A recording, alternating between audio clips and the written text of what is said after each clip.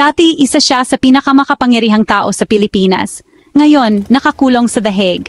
Ang dating Pangulong Rodrigo Duterte ay humaharap sa bagong yugto, isang yugto na may pananagutan sa international, legal na pagsusuri, at ngayon, kahinaan. This is presented to you by Education 4708. Just proceed to view the full content. Dadalhin ka ng video na ito sa lahat ng kailangan mong malaman. Ang kasalukuyang kalusugan ni Duterte, ang kanyang mga kondisyon sa pagkakakulong, ang kaso ng ICC laban sa kanya, at kung ano ang maaring mangyari sa susunod. Si Rodrigo Duterte ay kasalukuyang nakakulong sa ICC Detention Center sa Scheveningen, The Hague, Netherlands. Ang pasilidad na ito ay kilala sa pagkulong ng mga kilalang detenido sa ilalim ng internasyonal na batas, mga pinuno na inakusahan ng mga krimen laban sa sangkatauhan, mga krimen sa digmaan at genocide. Ang mga kondisyon sa pasilidad ay makatao at sumusunod sa mga internasyonal na pamantayan. May mga pribadong silid, access sa mga doktor, legal na payo, at maging pang-araw-araw na ehersisyo. Si Duterte ay nakakulong kaugnay ng investigasyon ng ICC sa mga extrajudicial killings sa panahon ng kanyang kilalang war on drugs, isang kampanya na umani ng pandaigdigang pagtutol. Sa mga nakaraang linggo, lumalaki ang pag-aalala tungkol sa pisikal na kalusugan ni Duterte. Sinasabi ng mga ulat na siya ay balat at buto, na malaki ang kaibahan sa kanyang matal ng imahe bilang isang malakas na pinuno. Marami siyang nabawas na timbang, ayon sa kanyang dating asawa na si Elizabeth Zimmerman, pero alam mo, iginigit niya na maayos siya. Ibinahagi ng kanyang anak, Vice Presidente Sara Duterte, na naipahayag na niya ang kanyang huling hiling na sunugin siya sa Netherlands kung may mangyari sa kanya at ang kanyang mga abo lamang ang ibabalik sa Pilipinas. Si Senador Bato de la Rosa, isang matagal ng kaalyado ni Duterte, ay nagbunyag na nagkaroon ng huling pag-uusap ang dating Pangulo sa pamilya.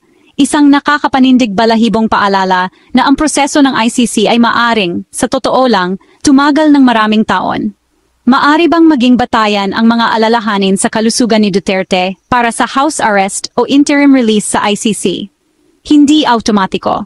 Sa ilalim ng mga patakaran ng ICC, ang mga problema sa kalusugan lamang ay hindi sapat na batayan upang bigyang katwiran ang house arrest o pansamantalang paglaya. Kailangan nitong matugunan ang mahigpit na legal na pamantayan. Narito ang mga sipi mula sa mga legal na komentaryo na maaaring sabihin ng mga abogado ng biktima. Ang mahinang kalusugan ay hindi balidong dahilan para sa paglaya, nakakatanggap siya ng tamang pangangalaga kung nasaan siya. Ang ICC Practice Manual Edition ay nagsaad, ang kalusugan ng akusado ay isang pagsaalang-alang, ngunit dapat itong balansehin laban sa bigat ng mga akusasyon at interes ng publiko sa pananagutan. Paano naman ang house arrest? Ang ICC ay hindi karaniwang nag-aalok ng house arrest bilang isang pamantayang alternatibo. Kung ipagkakaloob ang pansamantalang paglaya, ang korte pumipili ng isang host country na handang mga siwa sa akusado. Maaring magpataw ng mahigpit na kondisyon, curfews, electronic monitoring, no-contact orders.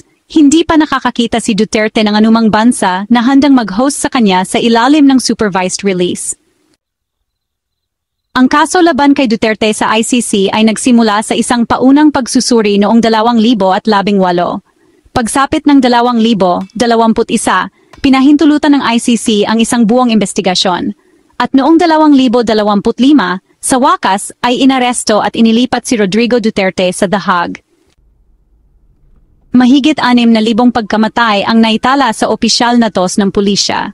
Ngunit sinasabi ng mga grupo ng karapatang pantao na ang bilang ay maaring 3 hanggang 4 na beses na mas mataas.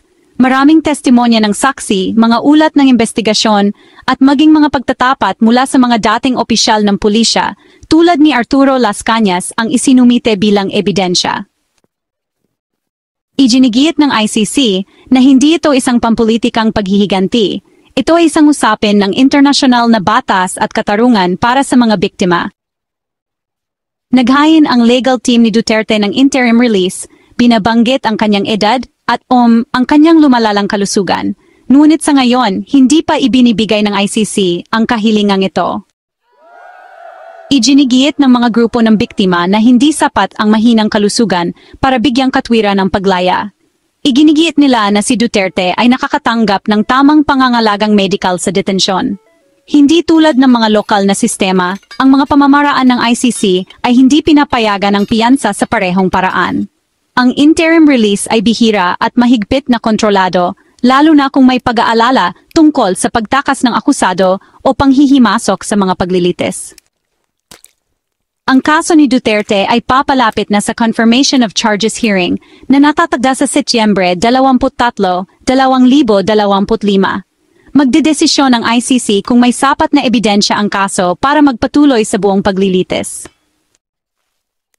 Kung makumpirma ang mga akusasyon, si Duterte ang magiging unang dating Pangulo ng Pilipinas na haharap sa paglilitis sa harap ng isang internasyonal na tribunal. Ang isang paghatol ay maaring mga hulugan ng habambuhay na pagkakakulong.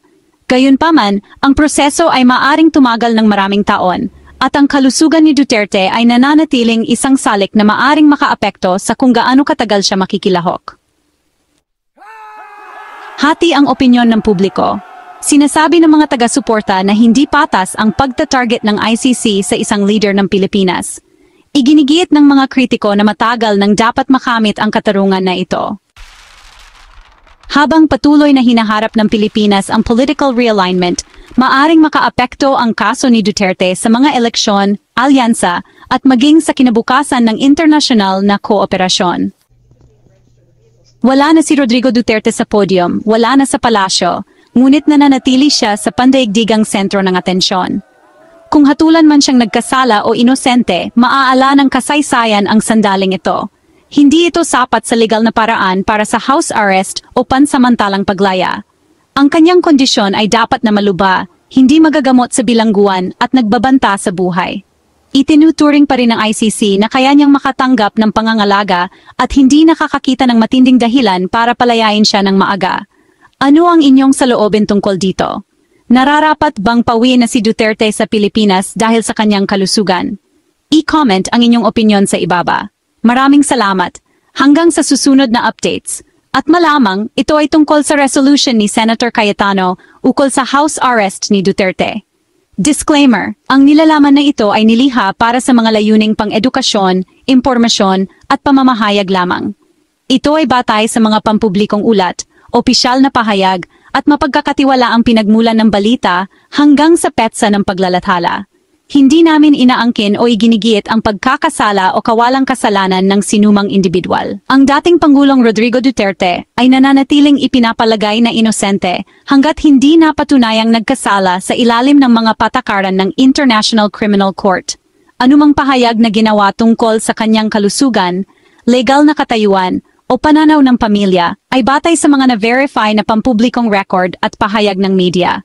Ang mga speculative o interpretatibong bahagi ay malinaw na minarkahan bilang komentaryo. Ang video na ito ay hindi naglalayong siraan, iligaw, o impluensyahan ang opinyon ng publiko ng hindi patas at lubos naming iginagalang ang patuloy na proseso ng hudisyal sa ICC.